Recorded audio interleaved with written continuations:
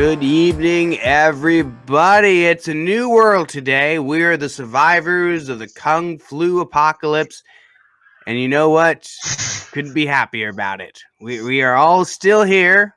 We're still survivors. Some of us have been on lockdown for the last week, and we probably be on lockdown for the next few months. So that is exciting. A lot of fun times spent indoors for the next God knows how long. But welcome aboard. You know what? We're all in this together, everybody. We're all going through this same nonsense. So why don't we talk a little bit of liberty here? All right. It's Tuesday night. You're riding with the Roads Crew. This is the Token and Hobbs Show on the Think Liberty Network. I am Token, your host, and I'm joined by my partner in crime, Mr. Dustin Hobbs. What's up? Oh, everybody was kung flu fighting. Yeah. Oh god, that's gonna be the theme song for the rest of our lives. But no, you can't do that. That's racist, apparently. Apparently so. You can't say kung flu. You can't say Wuhan virus or Chinese virus.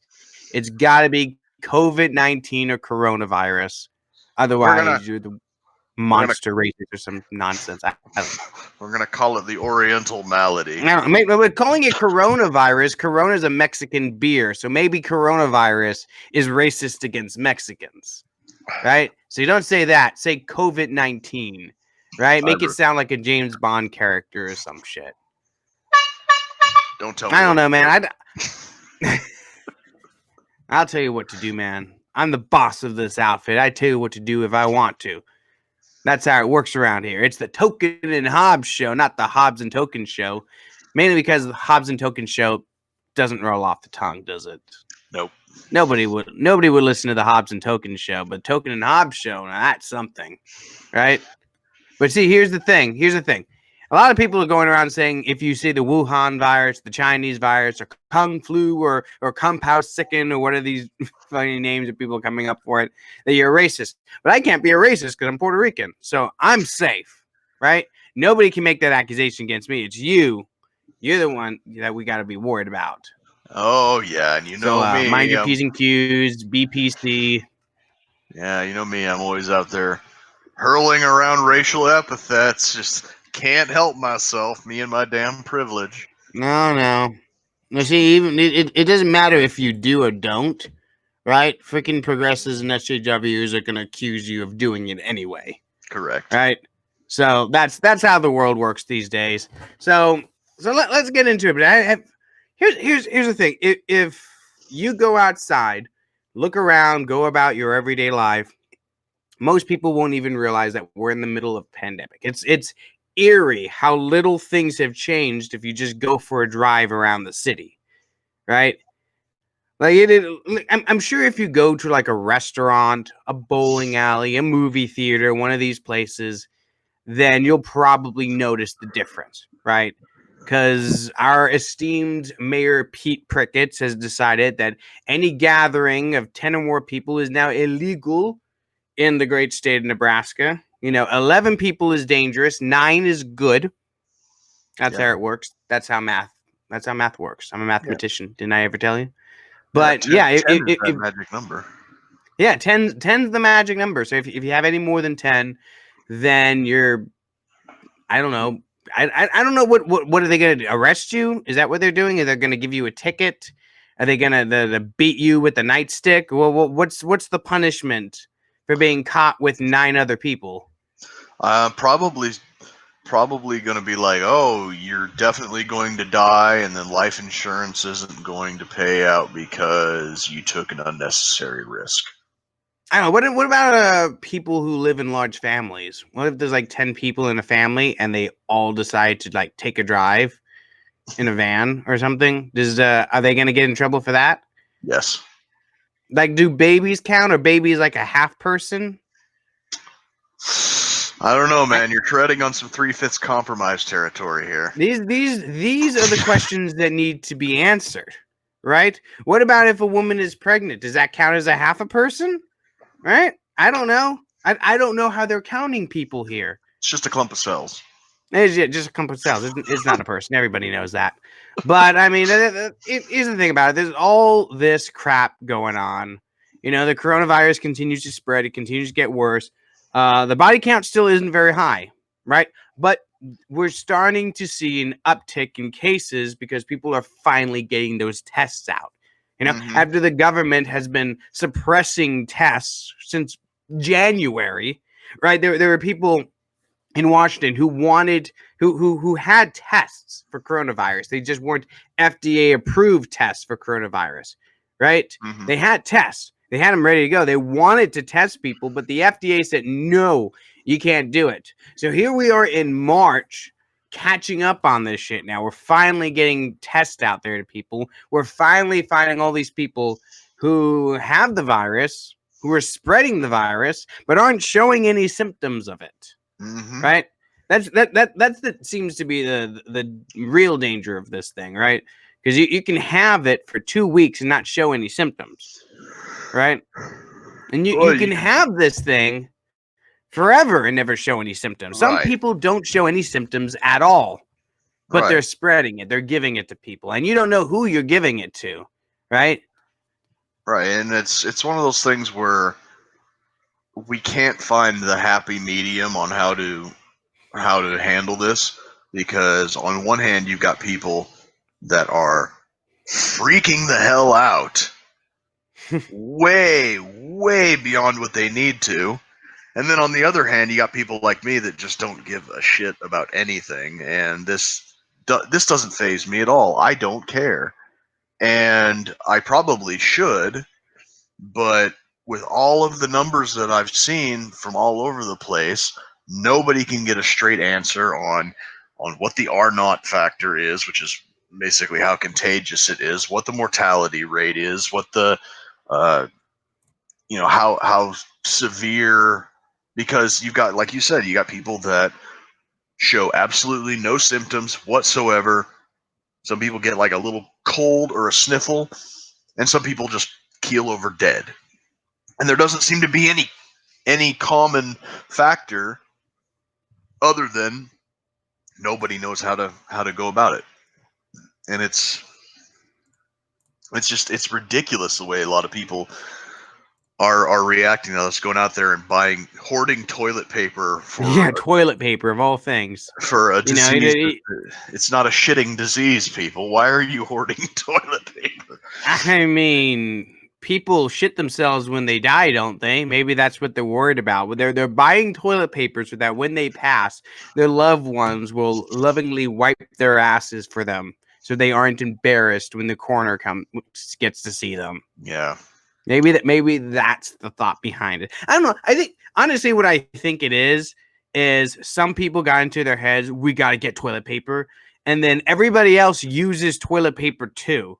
Mm-hmm. So they start seeing toilet paper fly off the shelves and like, holy shit, I was gonna get toilet paper in a couple days, but holy shit, I gotta go get some now. Yeah. Right? Because we're gonna be out. And then when they got to the store, they're like, I better get a lot of toilet paper because I don't want to come back here. Right. So everyone's just going for their regular toilet paper run and leaving with like a month's worth of toilet paper. Right. And then all the people who didn't do that, now they're sitting at home seeing all these pictures of empty shelves like, holy shit, I really need to get some toilet paper. Right. My ass must be wiped. Yes. I saw a theory that said that it was a low-key way to get people to kind of get better prepared without panicking people. So what they did was they dropped a few stories in the Associated Press about how toilet paper is flying off the shelves, before it started to fly off the shelves. And so, people got it in there. Self-fulfilling prophecy. Yeah, but when you go to the store to stock up on a month's worth of toilet paper, you're there thinking, well, I can't eat toilet paper. I better get some bread. I better get some canned goods. And it was just kind of a low-key way to get people to get better prepared.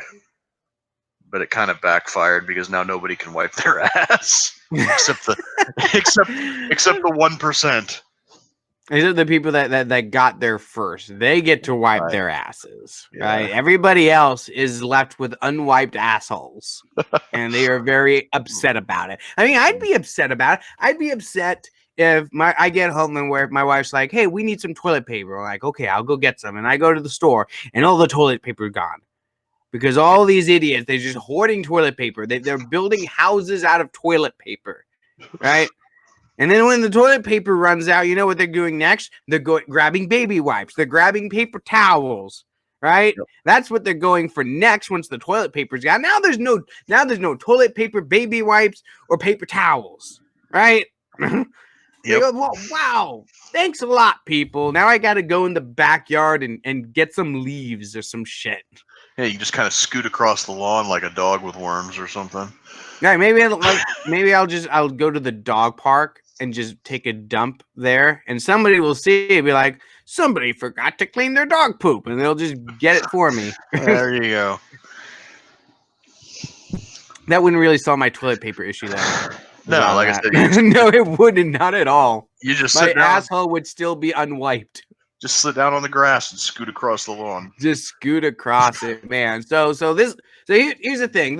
Here's the thing about this. We tell jokes about this, but this really is a serious thing, right? It is something. There's a lot of people in this country who are going to be vulnerable to this disease, right? So we all need to take some precautions about this. We all need to be smart and responsible about this. I mean, I think here's the thing. Last week, if you listen to last week's show, we were fucking making fun of this, right?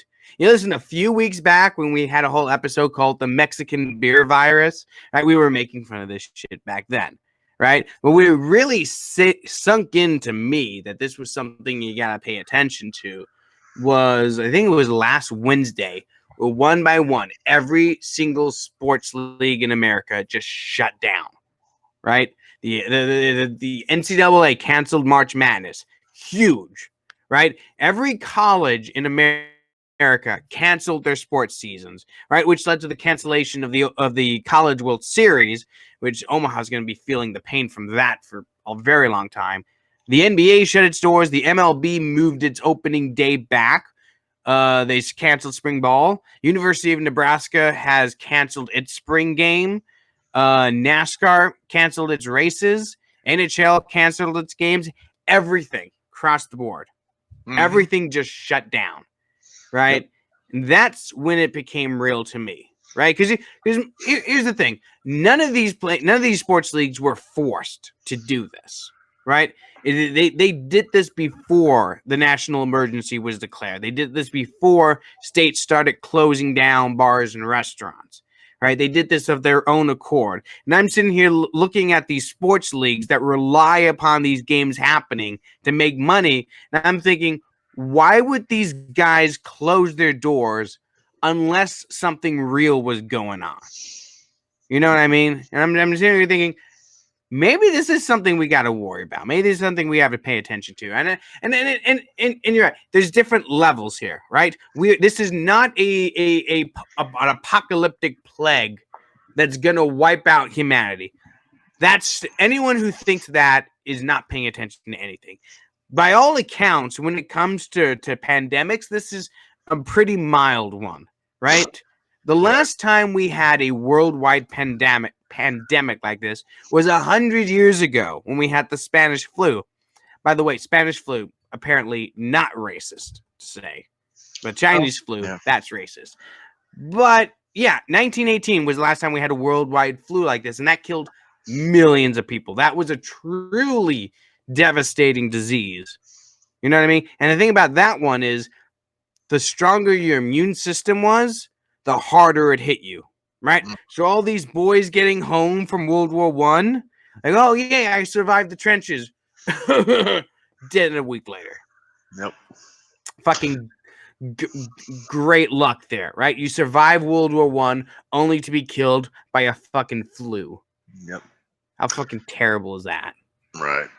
Yeah, I'm gonna rewind here and go back to kind of where you started at. And first off, with the calling it the Chinese coronavirus or the Wuhan virus or any of the other stuff is racist.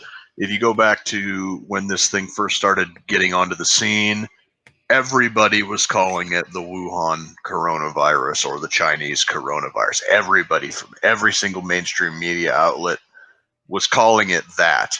And it was only when the Chinese Communist Party threw a fit to try and save their own face that the Mockingbird media decided that they were suddenly going to just go with lockstep with whatever the 1.5 billion Chinese market wanted. And that tells you right there that foreign entity has way too much influence amongst our media. The next thing is that you said that all the sports leagues shutting down was when it hit home to you, and they did it without having to be prompted by the government or forced to do so by the government. And again, I think this goes back to our media. Our media is just freaking out about this because they just need something, anything that they can grasp onto to make things. It's clickbait generator, if it bleeds, it leads. And this right here is one of those things that is like, it's pay dirt for them. They spent the last 3 years screeching Orange Man bad that they needed to change a flavor. And now that it looks like, first Orange Man's not doing enough. No, now Orange Man is turning into a fascist and he's doing too much. It's like, oh, no, God. apparently Orange Man can't closing borders and putting together travel restrictions. Right. That's you can't do that. Apparently that's the worst thing in the world. And see, here's the thing. The first complaint I was hearing was, well, these travel bans don't go far enough because they don't include the UK. Then they include the UK. Now it's, oh, travel bans are fascist. We can't allow that. Right. And you know what? I can understand hardcore like anarchist libertarians making that argument, because anarchist libertarians are going to make that argument. That's the whole point of anarcho-libertarianism. But to see like progressive Democrats make that argument, it's like, what? What are you talking about? Like, isn't your whole thing that you just want to stop the spread of this, right? So if you really want to do that, you don't want people traveling around on international flights, right? It's bad enough. It's bad when we, because the way Trump handled this at first was fucking terrible, right? Like he came out and he addressed the nation and he said, we're going to close all borders, right? No one's coming in and out. Apparently that wasn't true, because they were going to let Americans re-enter the country if they wanted to. But he didn't say that. So what happens when all these Americans overseas hear Donald Trump say, we're closing the borders to everybody? It's a mad rush. Absolute fucking panic. And I can understand that. I'd panic too if I was overseas on vacation and all of a sudden my president is telling me you can't come back in at midnight tomorrow. Well, holy shit, I better get back in today, right the fuck now. So what happens to all these Americans overseas? They just panic, rush international airports to get any flight back home. And what does that look like when they get in? Shoulder to shoulder crowds in every international airport that is still allowing passengers to fly into the country, right?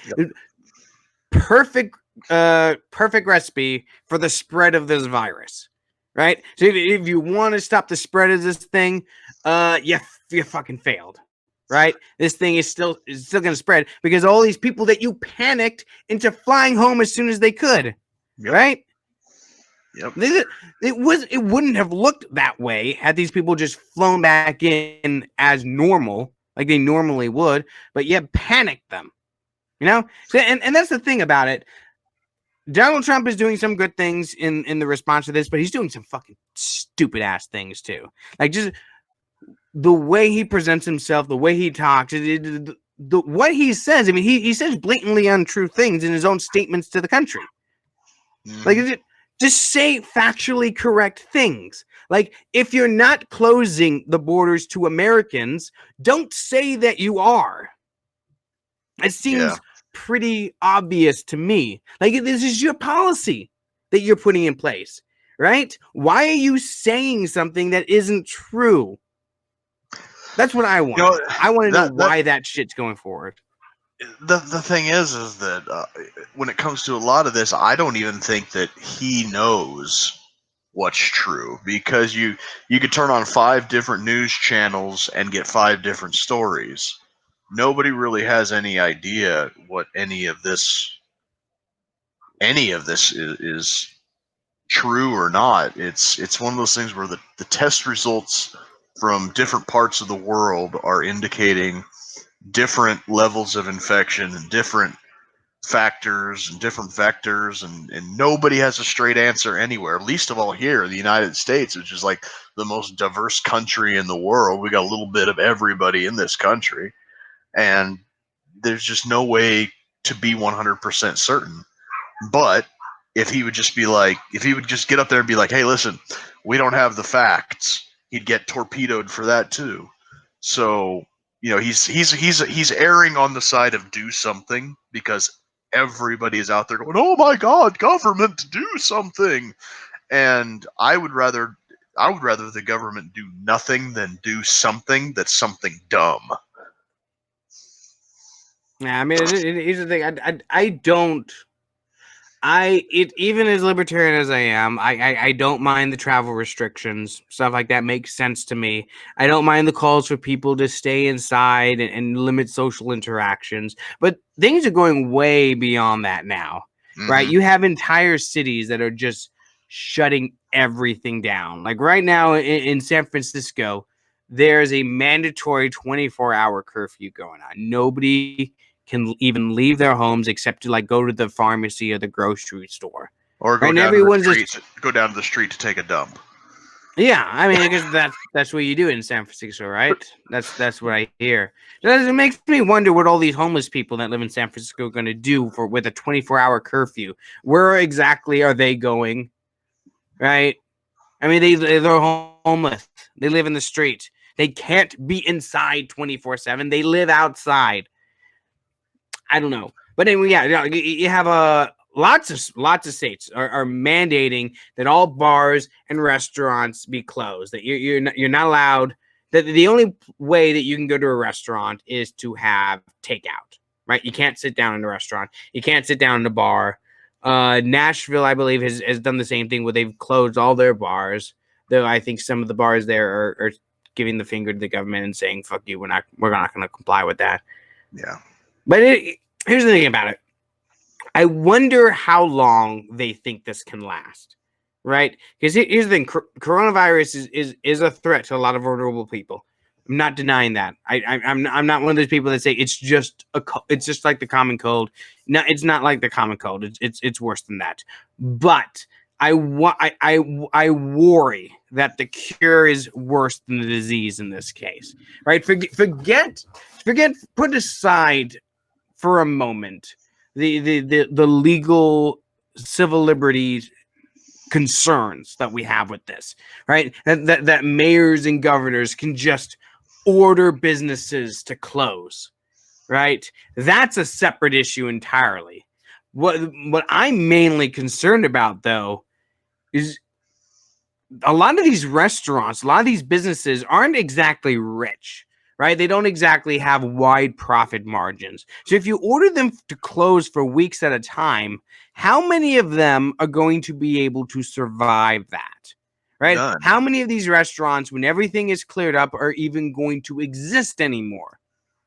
I mean, what we're talking about here is grinding the entire economy to a halt.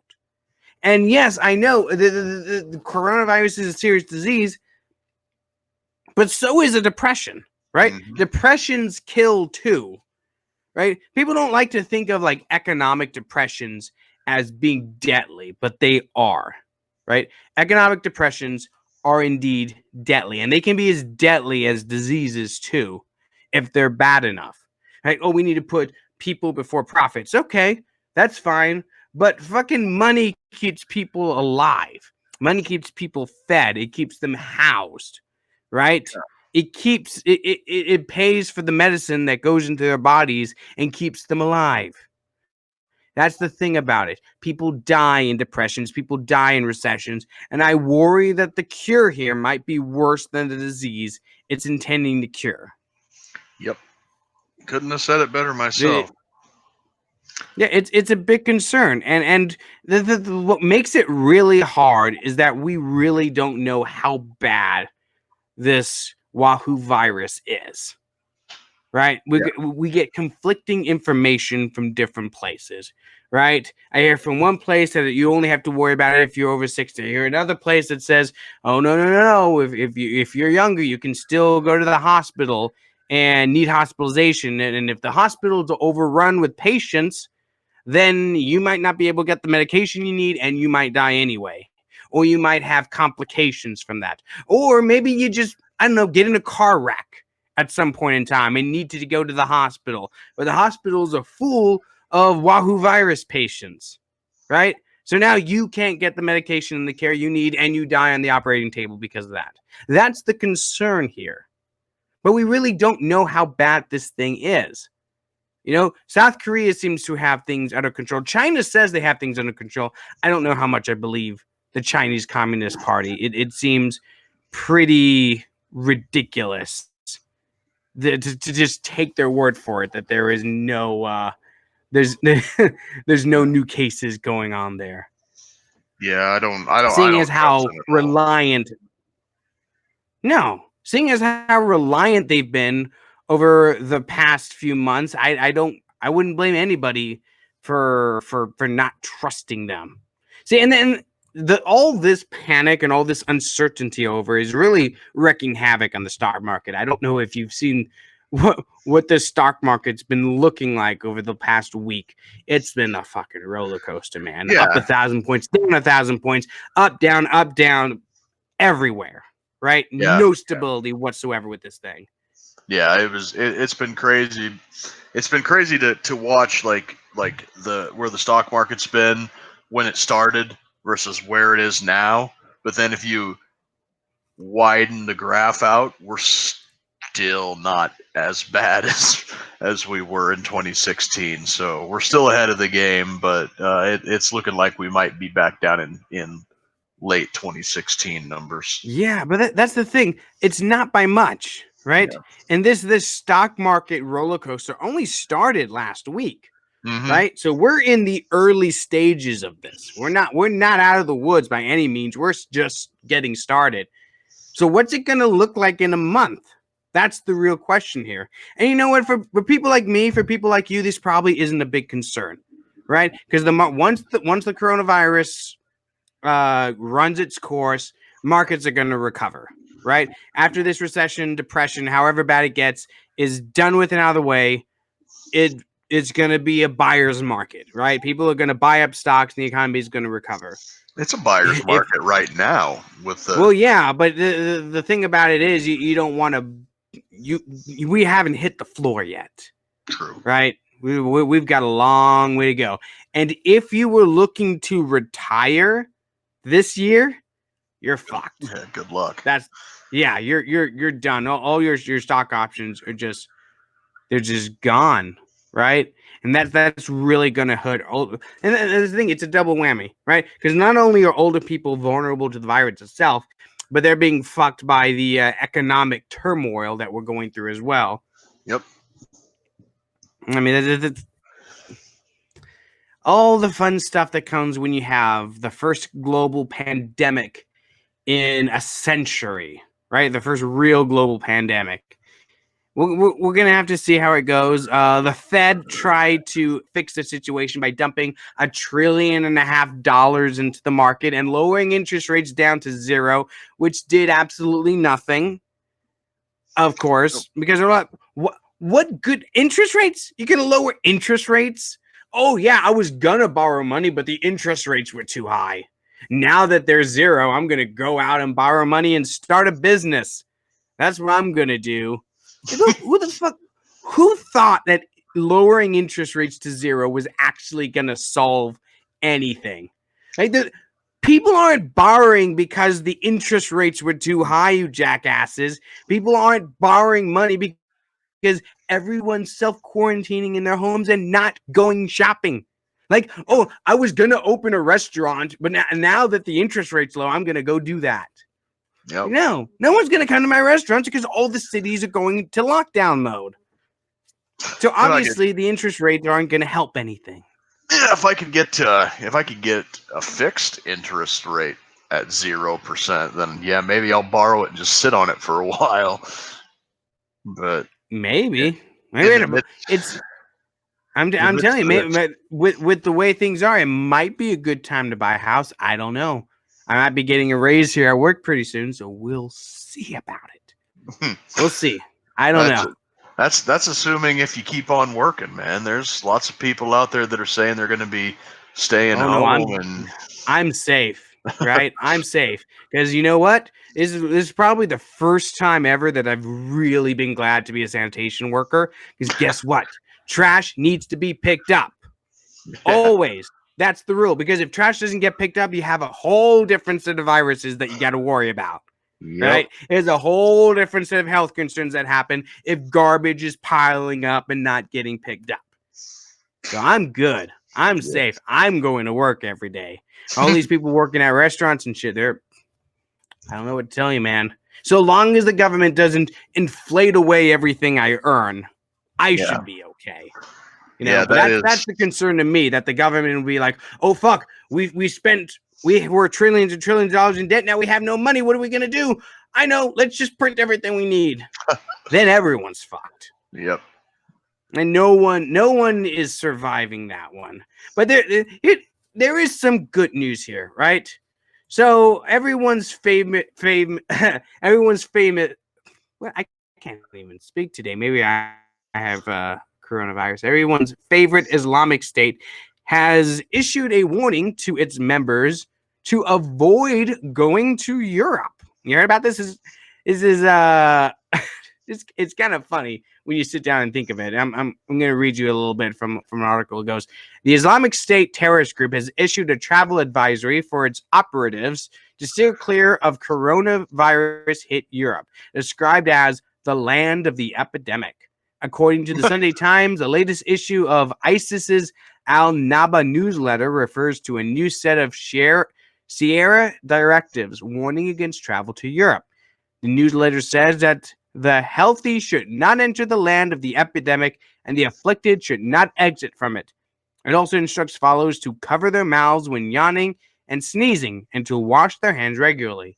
The newsletter refers to a plague described as a torment sent by God on whomever he wills, adding, illnesses do not strike by themselves, but by the command and decree of God. So at least ISIS is describing to have some social separation and some common courtesy to, cough into their shoulders and not spread the virus around. So good on you, ISIS. Yeah. It's a good thing that you've done. Are you sure this wasn't off the Duffel blog? No, it wasn't. I checked. I had to make sure because this seemed like a completely batshit crazy thing. Yeah. But, about as batshit crazy as eating actual bats. But no, it's real. It's real. ISIS is telling its operatives to stay away from Europe. I don't understand why. You'd think that they would want to, go to Europe, get coronavirus, and just run around. Yeah, exactly. Spread it around. That's what we want you to do. These are the guys that are willing to wrap themselves in C4 and ball bearings or go on a shooting spree, knowing that they're going to get gunned down by the cops, but getting a case of the sniffles is beyond reproach. It's like, whoa, inshallah, I commit suicide in the name of the jihad, but a bad cold, I gotta stop you there, fam. I don't want a runny nose. Do not spread coronavirus to your ISIS mates, right? Keep each other safe. 6 feet of separation from your ISIS buddies, right? When you're cutting off the head of an infidel, make sure you have a 6-foot sword so you don't have to get too close to him. Or at the very least, splash guard. Splash guard, yeah, splash guard. That's, be considerate. You don't want to give it to your fellow terrorists. It's funny though. Isn't one of the big epicenters of this virus Iran? Yep. Yeah, I wasn't imagining that. Right? That's a real thing. Yeah, it's like their health minister was downplaying it while he was sneezing and coughing on TV, and then he died of it. Yeah. Well, fuck. Yeah. Sucks for him. Yeah. See, here's the funny thing. If we had just waited a couple months, then remember when we had that airstrike against that Iranian general back in January? Oh We yeah. had just waited a couple months, and the Kung Flu would have gotten him instead. Yep. It wouldn't have had to risk, because 2020 is such a shit year. It's such a shit year because, like, New Year's Day, yes, honk it. New Year's Day, everybody was pissing their pants about the possibility of a third world war, right? Yep. Day one.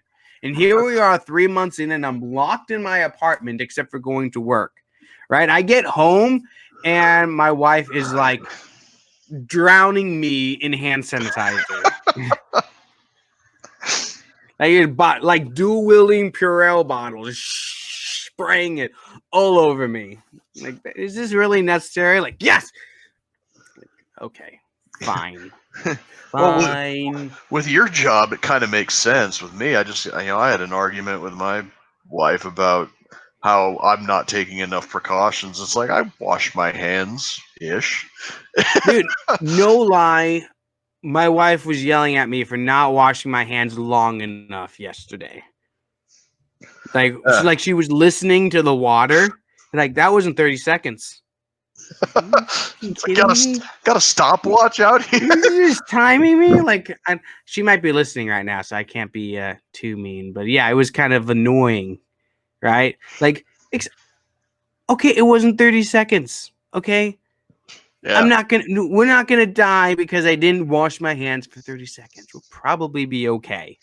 Right? I promise you, we'll be fine with me washing my hands for 20 seconds. Right. Yeah. That'll be fine. And that's just the thing, it's crazy how I get yelled at for not taking enough precautions, and yet here I am, the guy that never gets sick. So I don't use hand sanitizer. I think it's bullshit, and a lot of other things that just yanks her chain, and yet here I am, picture of health. Here was a funny thing that it kind of ties in with what we were talking about before. There is a journalist by the name of Weijia Zhang. I'm sorry. I'm probably mispronouncing that. I think it's Weijia Zhang. And this is pretty funny. She tweeted this morning, a White House official referred to the hashtag coronavirus as the Kung Flu to my face. Makes me wonder what they're calling it behind my back.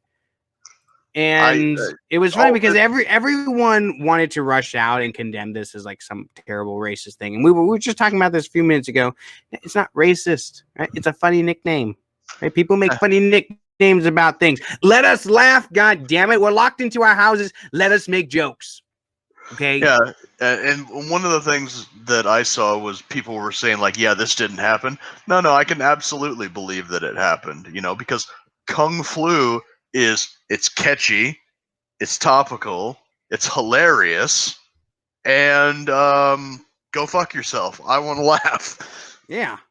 I mean, it's like calling it the Kung Flu isn't like a personal jab at you, and it isn't even a general jab at Chinese people in the broader sense of things. It's a funny little what is it, an onomatopoeia or something, where one thing sounds like another thing. It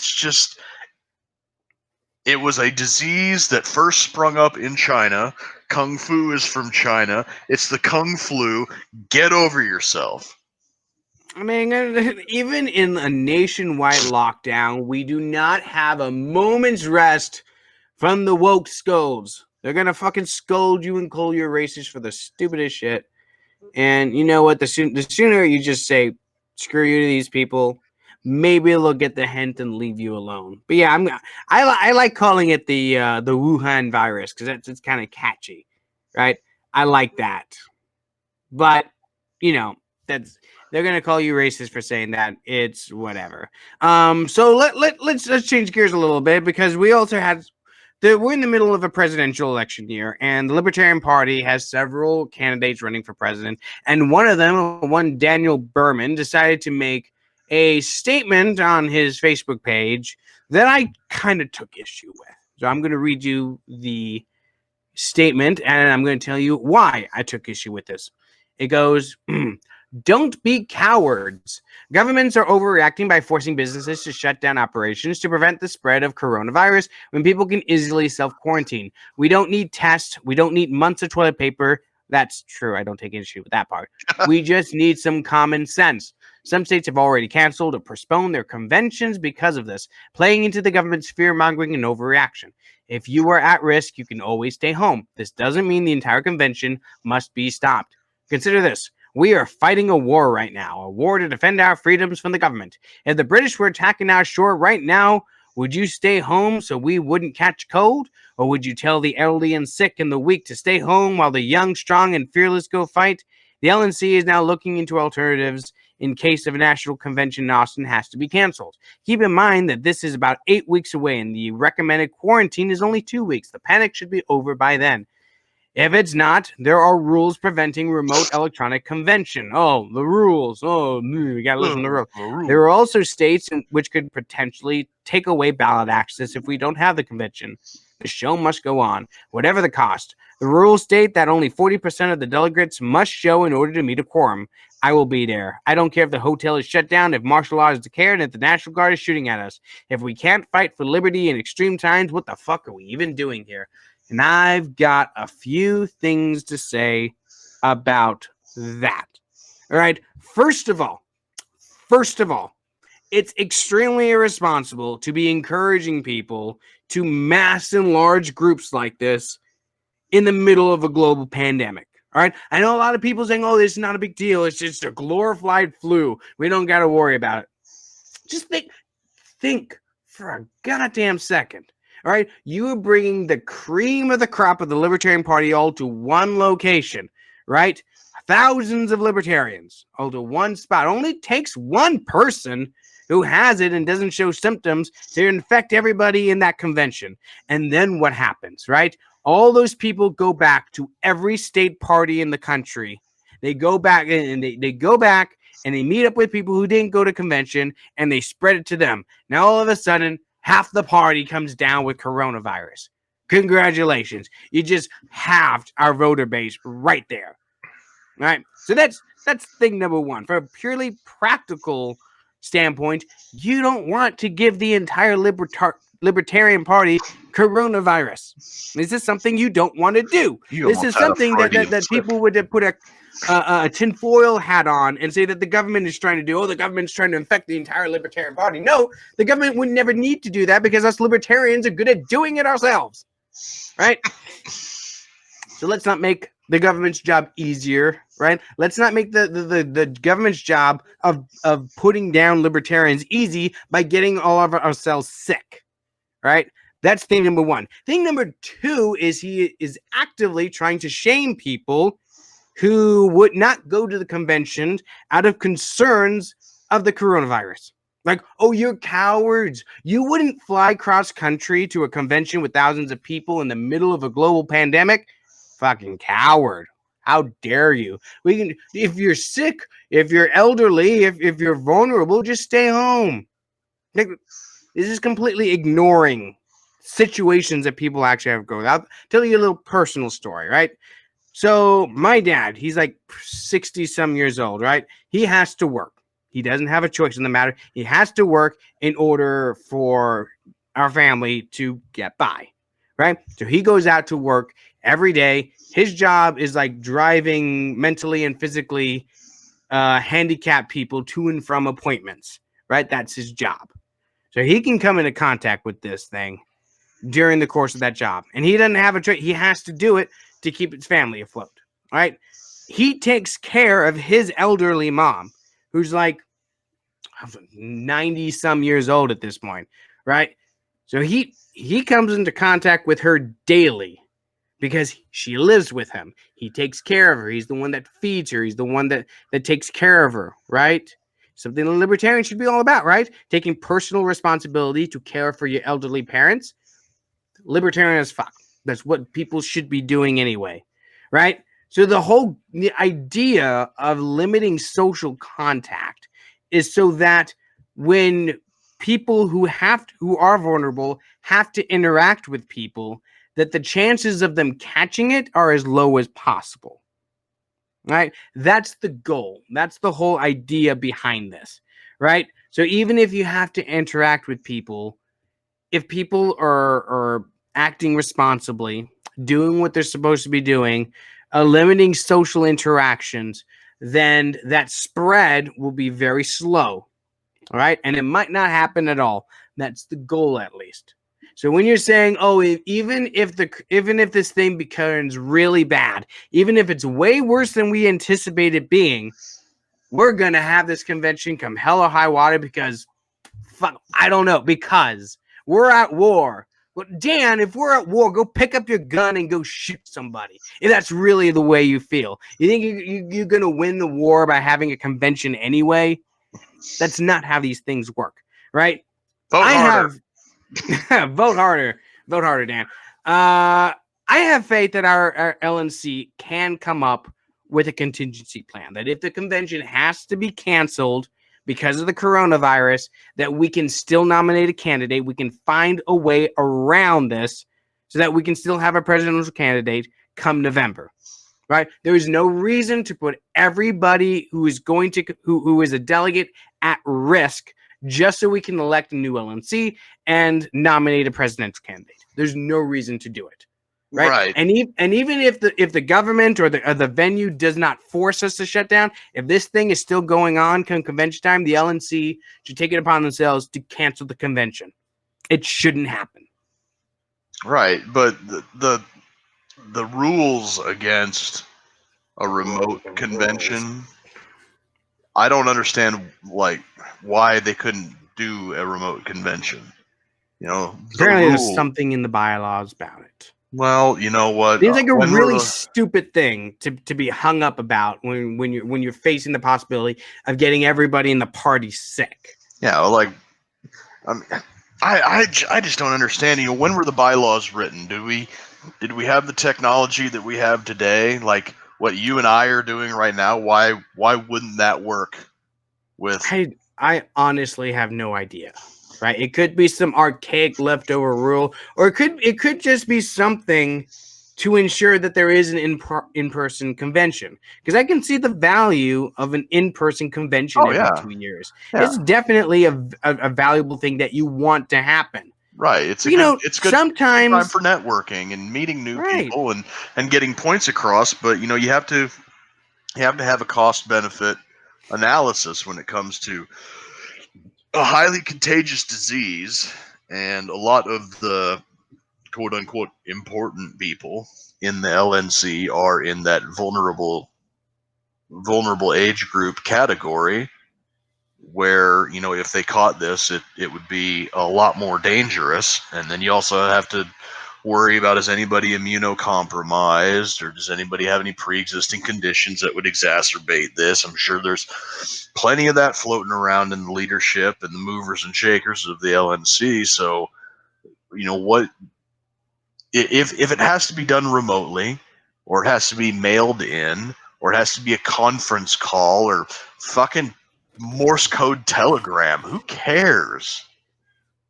We can skip 1 year of a live in-person meet and greet and go to what we're doing right now over the internet.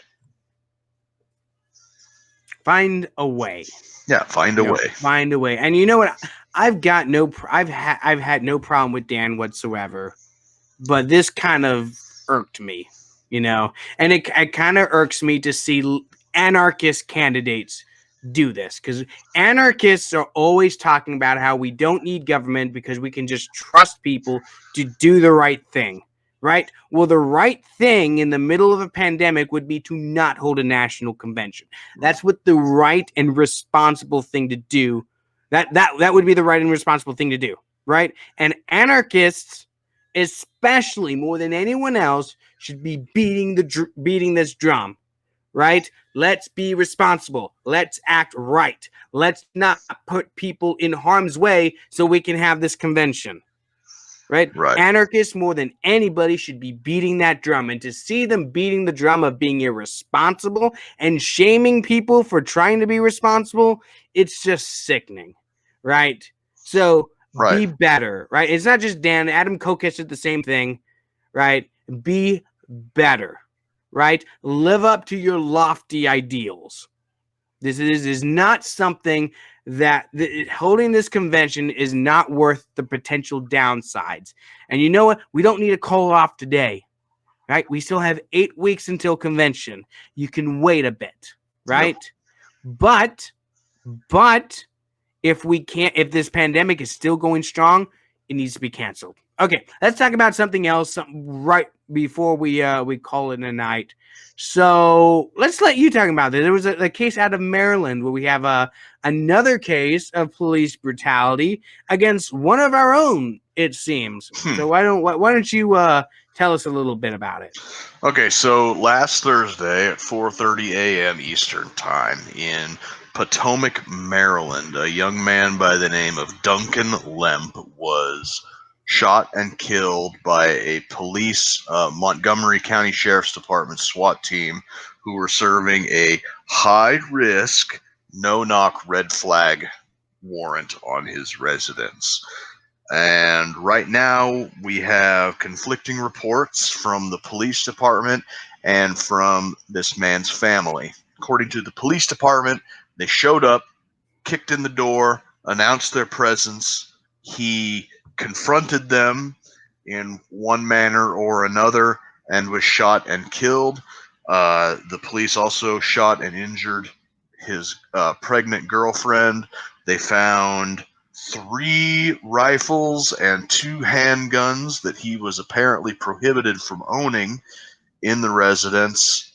And according to the latest update that came out, apparently there was some kind of like shotgun shell booby trap rigged up to his bedroom door. That's according to the police department. The police department said that. But the funny thing about this, in that statement that you're talking about, they took pictures of all the guns that this man owned. No pictures of this supposed booby trap. Exactly. And so that's the bit of evidence that's missing right there.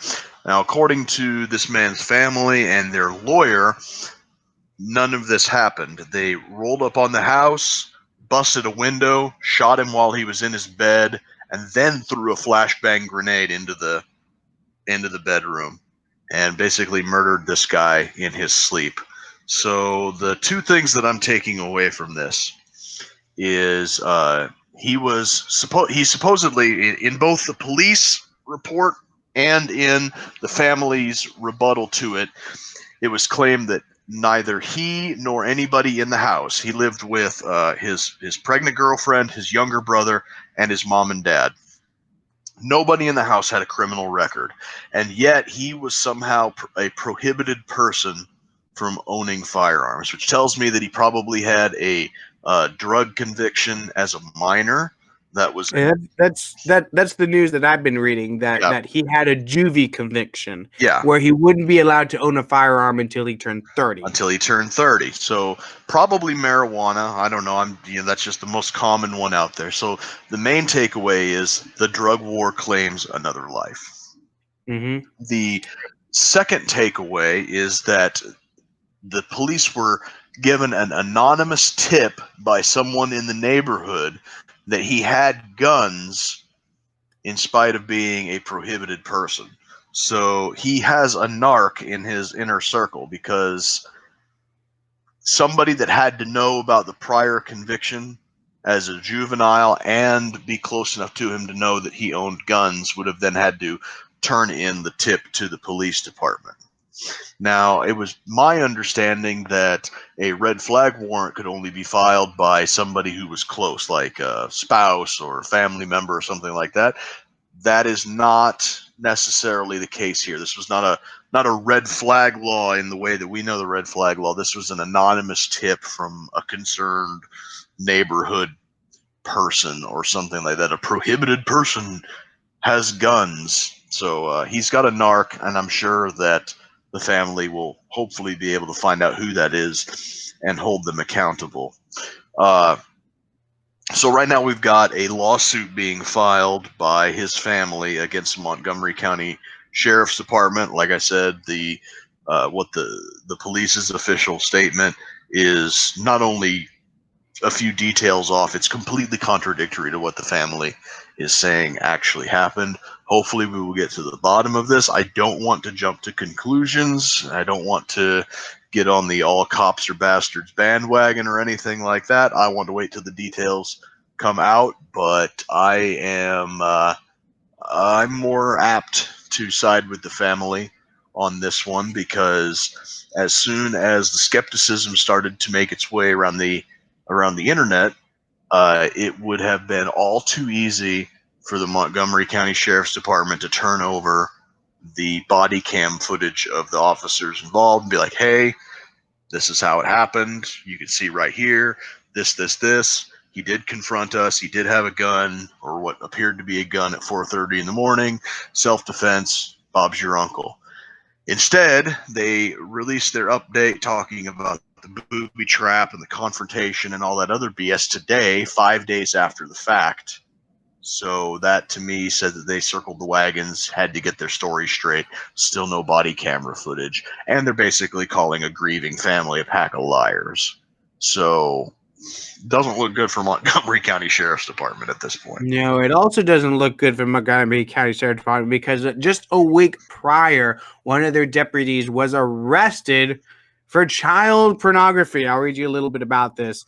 It goes, a Montgomery County Precinct 3 deputy constable faces felony charges related to child pornography. Deputy Daniel Lynch is accused of receiving and distributing child porn after the Texas Rangers and Homeland Security personnel received a cyber tip, according to the Precinct 3 constable's office. Agent met with the constable's office, who cooperated with the investigation.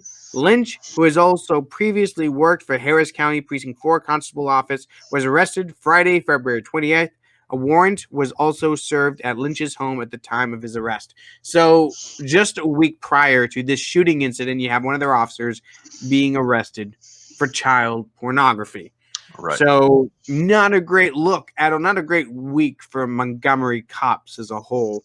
But I mean, this is very reminiscent of previous cases of police abuse that we've gone over. You remember a few months ago where a couple police officers were snooping around a woman's house, went into her backyard, and when she peeped through the blinds to see what was going on, they shot her through the window in her own home as she was simply looking to the blinds to see who the fuck was snooping around her backyard. They shot her dead. Wouldn't be surprised if something very similar happened here. Yep. And the thing is that there's some conspiracy theories going around amongst the Mujahideen online saying that this was basically a state-sanctioned hit, that this guy got a little bit too close to the truth. He was working on an encrypted, anonymous message board, similar to the way like 4chan and 8chan works, where you're completely anonymous, and it was called a boogaloo.network, where like-minded individuals could get together and anonymously, talk boog shit. And he was also a software developer and was very active on message boards and chat rooms and stuff, talking about how police were using data mining, artificial intelligence algorithms, machine learning, and a bunch of other stuff that I don't understand, but maybe I'll get to ask McAfee next week about some of this stuff. But I'll definitely try and bring that up to him. But yeah, using a lot of these algorithms and machine learning and stuff, and geofencing and all sorts of techie terms that I don't have a clue about, to keep track and keep tabs on militia groups, 3% groups, gun rights activists, and just very Orwellian Big Brother type stuff in ways that I don't think Orwell could have even dreamed of.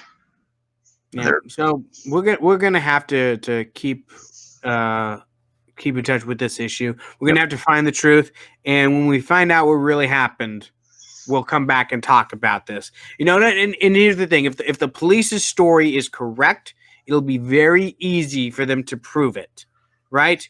Do these cops have body cameras? If not, shame on them. If so, show us the video. Yep. Show us what happened. And you know what? Show me a picture of these booby traps too.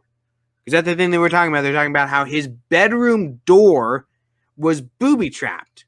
Yep. I find that very hard to believe that a 21-year-old would just booby trap his bedroom door every night before going to sleep. But apparently that's what I'm being led to believe.